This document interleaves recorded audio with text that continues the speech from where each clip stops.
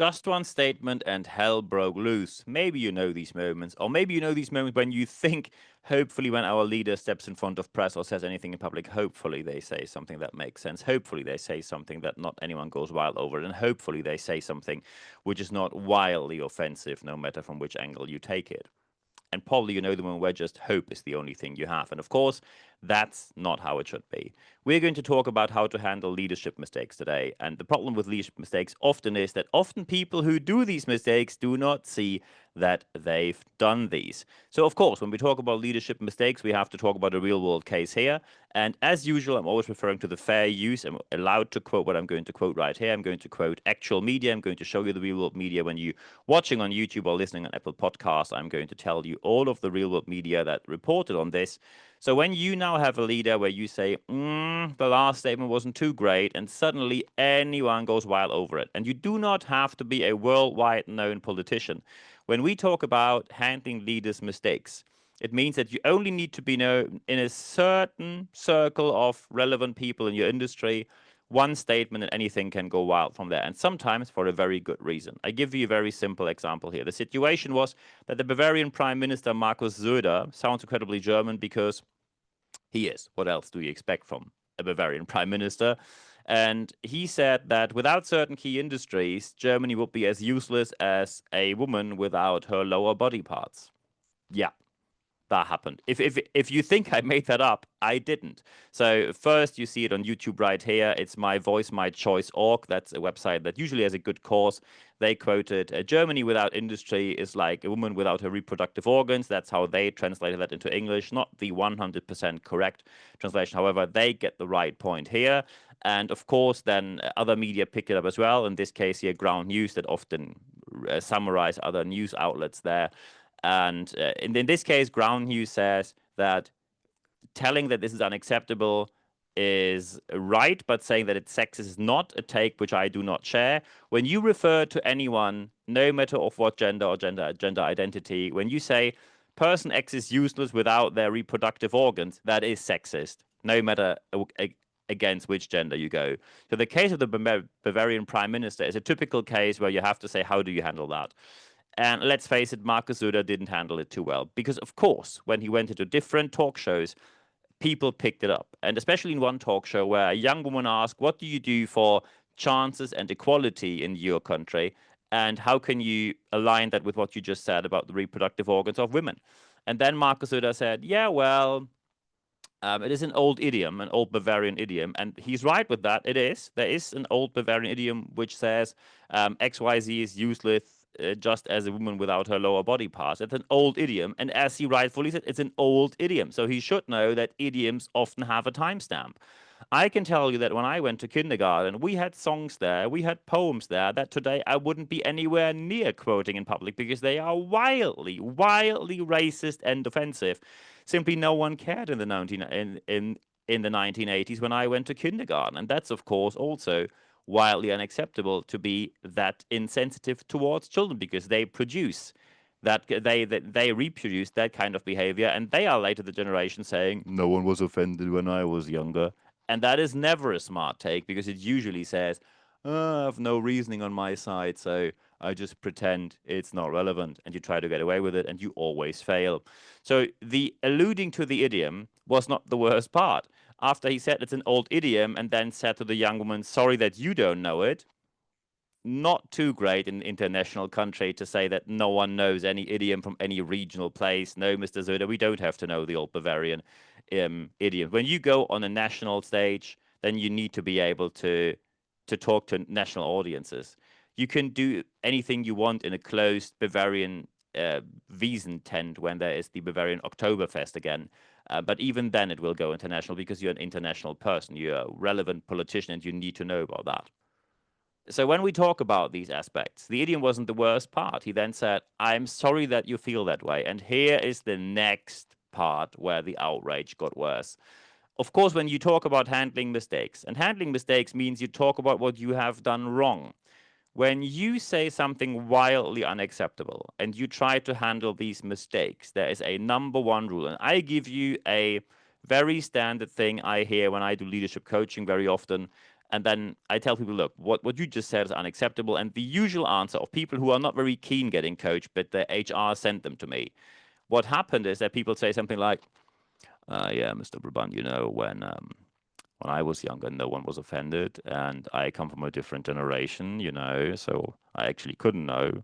How should I know? I'm just older, and people have to have to cut me some slack. It's just people weren't that weak back in the days. They weren't offended of everything. It's just people. It's just me. It didn't mean anything bad, but I'm sorry that you feel that way.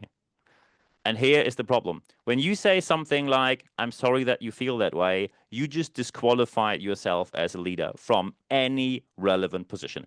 And the reason for that is pretty simple. The reason for that is when you say something like that, sorry that you feel this way, you blame the person you said something against about their feelings. You did the offense and you just switch the offender and the victim. It's a desperate attempt trying to get away with that. And of course, anyone immediately sees that and you fail brutally and you get torn apart 10 times more than before. So, very important here is that there is no blaming when you made the mistakes. When you say, oh, I had a really bad day and, I was tired and I wasn't well prepared, and just stop the blaming of others. Simply say, I didn't see it that way back then, but now someone updated me on how it can be seen. I am very sorry that I said that. I shouldn't have said it. I am sorry. Full stop, moving on.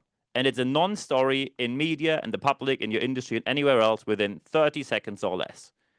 But when you say, yeah, sorry that you feel that way, and it's an old Bavarian idiom, you have to handle this because, it was there back in the day. So what's your problem then? You basically do the number one mistake. You do not give a serious apology. These pseudo apologies are there all over the place. And as soon as you give these pseudo apologies, people will get very angry with you, by the way, for a very good reason. People need to see that you give a serious apology and then you change behavior afterwards. And of course, you can now say, I do not want to change my behavior. Of course, you can say that. Then, of course, you will have the public outrage over and over again. You damage your organization, you damage your company, you damage anyone around you. Probably people will cut contact with you. Your organization will have to reconsider if you are still suitable for the position that you're in. And especially when you're when you are a company out there in free enterprise, then you might have harmed the organization that bad that they say your position became untenable. Because when people suddenly say, look, we have a wide range of choices, and your leader says wildly unacceptable things and then basically blames the victims for saying it's not okay to say that, we cannot purchase with you, or we can only purchase with you when we put you at the lowest ever price, and even then would reconsider if we actually want to do business with you. So sorry, not sorry, we're not going to do business with you. So here is the main point. You harm anyone from you, anyone around you, and organizations and companies that really deserve better. And when you then double on, and I know this, I know after almost any podcast or any interview I give anywhere, it is always the same sequence. The sequence is that usually some people who start with no one was offended back in the days are the people who became leaders during a time where birthright privileges was the predominant qualifying factor. These were people who are usually white, male, straight, cisgender. And then they say, I became a leader, I worked myself up. Sorry, no, you didn't. No, you didn't, because basically no one else except white, male, straight, cisgender was actually considered to become a leader. I know that I had some of these birthright privileges, but at least I accept and address that. I'm white, male, and cisgender, but not straight. There we are. And that is already a massive disadvantage. And just look at what's still happening with women, etc. Look at what's happening in free enterprise organizations. Massive issues still all over the place. And when you have these people who say, oh, Mr. Brabandt, I'm just not as woke as you, and I worked myself up, usually looking at their CVs, and they are full of birthright privileges. So stay offended with that. When you say, I keep doing what I do, you shouldn't be surprised that suddenly people say, we're moving on from you, and suddenly you are jobless. And you are there with all the wealth you got together during a time where your privileges worked. But now no one wants to hear your opinion, your advice, or your consultancy. You're just sitting there as a frustrated and then mentally overaged man. I do not stick to biological age, just someone who is mentally overaged. And that basically means you didn't keep up with the times, which is, sorry to say that, a minimum qualification for anyone doing leadership consultancy. So the question now is, when you say, I think we have some of these leaders amongst our leaders, how can things get better from there? The implementation isn't as easy, but the approach is pretty straightforward. The first thing you do, either with professional training or professional coaching, you need to prepare them. And no, it doesn't have to go on forever. Usually say when you have coaching, you either have something like 24 sessions, 12 sessions, or 6 sessions, and you say, hey, during these sessions, we're going to cover this topic, and then you go on from there. Some people say, I prefer to have a longer term commitment with my coach. We meet once a month, once a quarter. If it becomes less than once a month, bi-weekly, when there's really a massive need, it's possible. Weekly, I'm not a therapist. I'm not a therapist. Please see the difference. I'm a coach, not a therapist. And by the way, anyone today calls themselves coach. My qualification in coaching is an MBA, a master's degree, 2 years, full-time, massive effort. So when anyone else says, oh, here coaching, there coaching, here I got this certificate from the weekend class or from some dubious association, don't work with these people. You need professionally qualified coaches, and the qualification for coaching needs to be an academic one. It's way too complex. When you don't know the science, don't approach coaching, because it is simply not working that way. Of course, you can always say, I'm preparing for my target audience. So when you're a liberal politician, or you're a left-winged or right-wing politician, you have certain target audiences. But still, do you only want to reach out to your audience that is already voting for you? I think you want to convince people that people who haven't voted for you in the past are now voting for you. When you alienate by your very first few lines, then you probably will never convince anyone except the ones who are already convinced. And when that's not a significant amount of people, you will fail sooner or later. The most important aspect is tailor your stage and tailor your messages to your target audience without making statements that are so wildly unacceptable that anyone can say this person is genuinely unsuitable for leadership in any position. Because that is how you will end up when you simply think you already know it all. Because one thing you have to see, your ego has to stay behind. I know that when for the very first time you say something where people say, ooh, that is wildly off the chart, that means you will be hurt. And we've all been there. I don't know a single person that is a leader that said something where people not at a certain point said, absolutely not that one. And then you sometimes have to see that you were wrong. When I were in my beginning 20s and my career took off, I was one of the people who said, when you work hard, anyone has a career. Career is only about working hard, nothing else. Well, and then my boss took me to the side and said, look, Niels, it's also about networking, birthright privileges and whatnot. So you have to be aware of that. Stop saying that. And of course, it's not the greatest moment of that week getting told you were wrong. However, I looked into science and I knew that I was wrong. So I corrected saying that. And in the future, I stopped saying that. It is nothing else than a learning curve. How do you want to lead people when they say our leaders expect us to adapt to change? They expect us to see every piece of change as a chance. They say change is inevitable and change is omnipresent, and they do not adapt to any single change ever.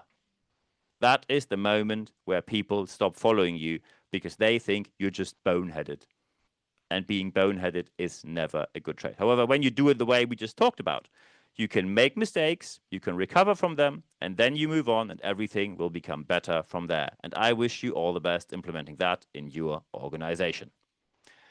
And when you now say, I think I have 2 to probably 28 questions here, feel free to get in touch with me. So first, of course, when you watch me on YouTube, leave a like there, please. Thank you very much. And please subscribe to my channel.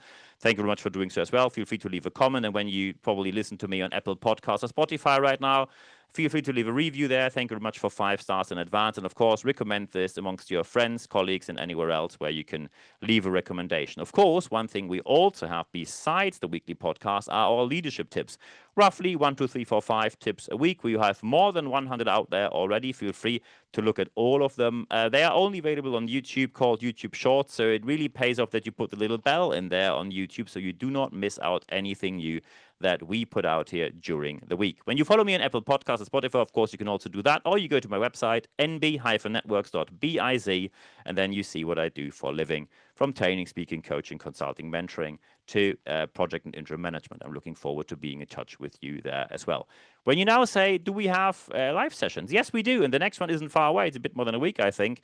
When you go to expert.nb-networks.com, then feel free to put your email address in there. And no worries, you only get one email. It's every Wednesday morning. It's 100% content, ad-free guarantee. And what you get there is free access to all the podcasts and articles in the English and German language, no paywall, no nothing, free access, more than 400 available. So I look forward to hearing from you there. And of course, you can follow me on social media, LinkedIn or the German version, Xing, also on Instagram I am, and Facebook as well as YouTube. Looking forward to seeing you there as well. The most important thing, however, is always the last thing I say, apply what you heard in this podcast, because only when you apply what you heard, you will see the positive changes that you obviously want to see in the organization or in your organization. Very important is when you now have anything else that you'd like to discuss about, get in touch. I answer every single message within 24 hours or less. And at the end of this podcast, as well as the end of this video cast, there's only one thing left for me to say. Thank you very much for your time.